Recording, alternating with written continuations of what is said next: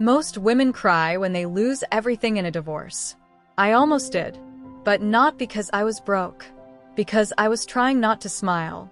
My husband walked into court thinking he had stolen my company, my house, and my dignity. He forgot one thing. My father was still alive. And my father doesn't lose. If you've ever been underestimated, dismissed, treated like background noise in your own life, this story is for you. Hit like, subscribe, and settle in. Because what happened in that courtroom wasn't just a divorce. It was a masterclass in patience and a reminder that quiet people are usually the most dangerous. My name is Sarah Sterling, and for 10 years, I was married to a man who believed he was self-made.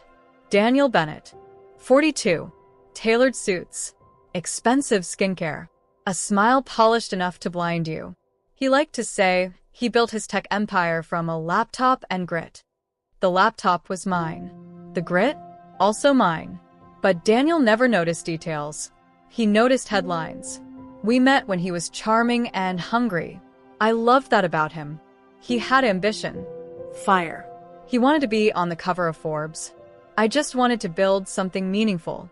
So I wrote code. Vector logic. That was my architecture. Encryption backbone. Scalable logistics mapping.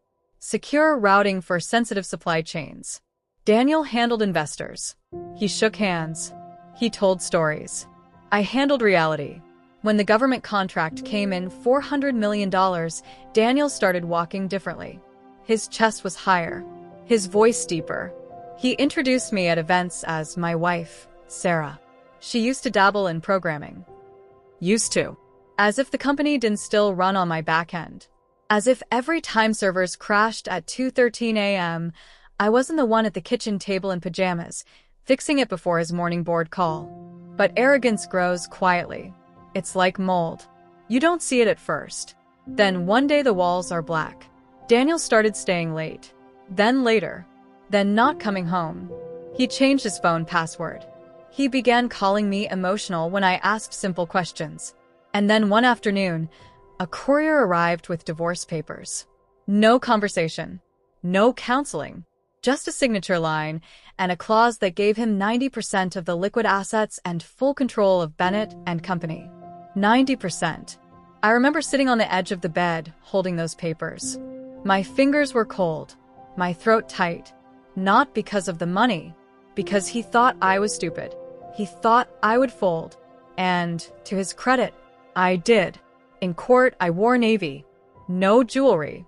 No mascara. I let my shoulders curve inward. My lawyer, Timothy, kept whispering, "We can fight this. You're entitled to half.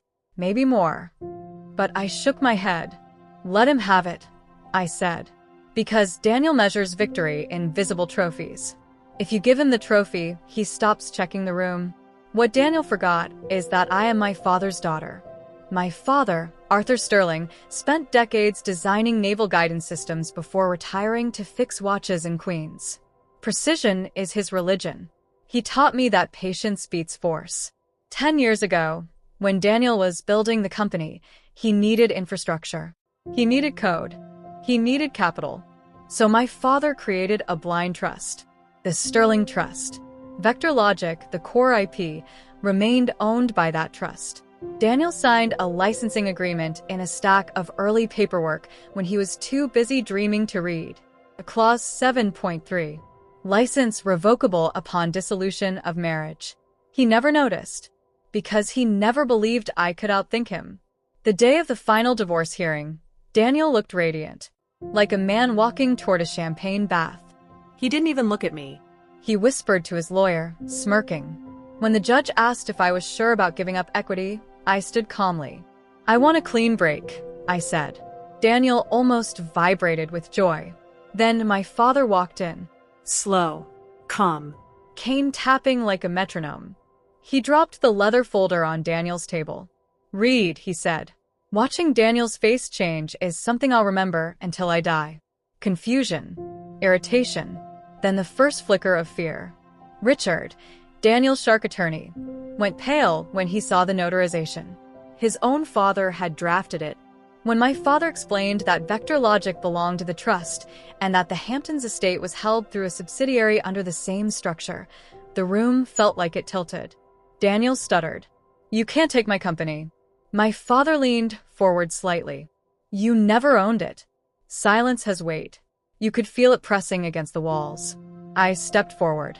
"For 10 years, I said, you told me I was bad at business. You told me to stay home and handle boring back-end updates. That back-end is the entire engine." Daniel's skin went gray.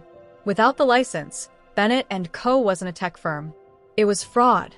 And the government auditors were coming next week. That was the moment his confidence cracked. Outside in the hallway, he begged. "Not for me. For his lifestyle. Don't do this," he whispered, gripping my hand. "I'll give you 50%. We can fix this." "You're afraid of being poor," I told him quietly. "Not of losing me." His eyes flicked. He knew I was right. My father made him an offer. Sign everything over. Walk away free. Or lose it all and face prison. Daniel agreed. But here's what Daniel didn't understand about himself. He would rather burn the world than lose publicly. 3 years earlier, during a paranoid phase, he installed a hardware EMP device in the server farm. A dead man's switch. If he couldn't have the company, no one would. He thought he was clever. He forgot who maintained the servers. I found it 6 months ago during a thermal audit. I didn't disable it. I redirected it. When he signed the transfer papers, ownership became mine. When he pressed his little secret button under the table, he didn't fry the servers. He triggered a federal cybercrime alert I had rerouted through the device. 60 seconds later, the courtroom doors exploded open. FBI.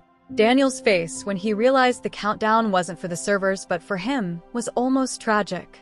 Almost. He screamed about misunderstandings. He screamed about glitches.